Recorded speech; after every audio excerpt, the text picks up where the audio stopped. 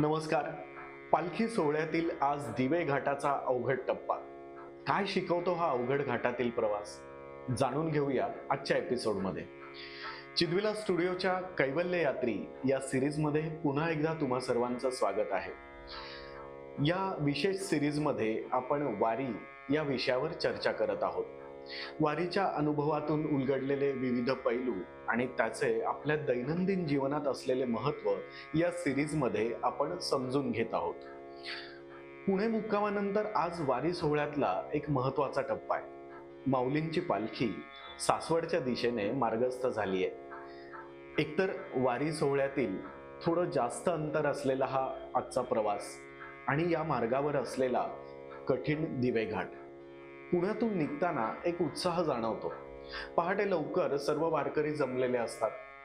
सूर्योदयासोबतच माऊलींच्या पालखीचं सासवडच्या दिशेने प्रस्थान होतं.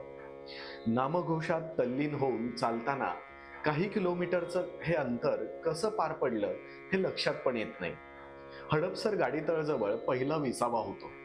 थोडी विश्रांती घेऊन पुन्हा पुढचा प्रवास सुरू होतो आणि मग बघता बघता या मार्गावरील सर्वात अवघड टप्पा म्हणजेच दिवे घाट समोर येतो. काही किलोमीटरचा हा कठीण दिवे घाट चढायला दिंड्या सुरुवात करतात. घाट संपेपर्यंत मध्ये कुठेच विसावा नाहीये. माऊलींच्या रथालाही अधिक बैलजोड्या जोडल्या जातात, कारण चढच तसा आहे. कठीण चढावर एक एक पाऊल पुढे टाकत वारकरी नामघोषात भजनात तल्लीन होऊन पुढे जात राहतात. मला ना आजही आठवतंय, घाट चढताना पायांना थोडासा त्रास होत होता. थोडा मला थकवा जाणवत होता.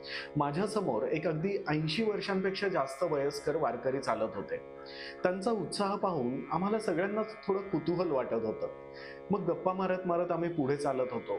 तेव्हा ते म्हणाले, हे बघ, त्याच्यावर विश्वास असेल ना तर घाट कितीही अवघड असला, वय कितीही झालं असलं, कितीही संकट आली तरी काही फरक पडत नाही. त्या माऊलींनी एका वाक्यातच माझा दृष्टिकोनच बदलून टाकला.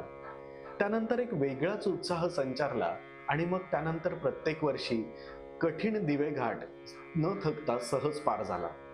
काय होतं त्या वाक्यात? विश्वास, ठाम विश्वास, आत्मविश्वास.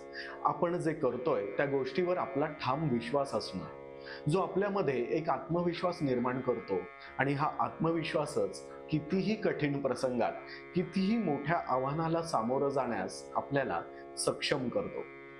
ही आहे वारीची पुढची शिकवण. आपण जे करतोय त्यावर पूर्ण विश्वास असणं आणि आत्मविश्वासाने प्रत्येक आव्हानाला सामोरं जाणं.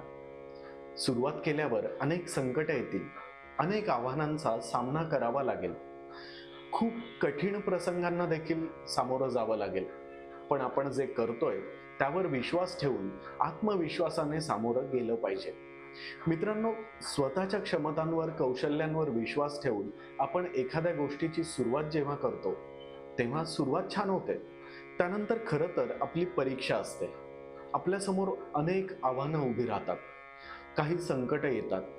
ही खरी परीक्षा असते. जसा वारीला सुरुवात केल्यावर दिवे घाटाचा अवघड टप्पा आपली परीक्षा घेण्यासाठी येतो, तसाच आव्हानांचा एक मोठा घाट आपल्या आयुष्यात येतो.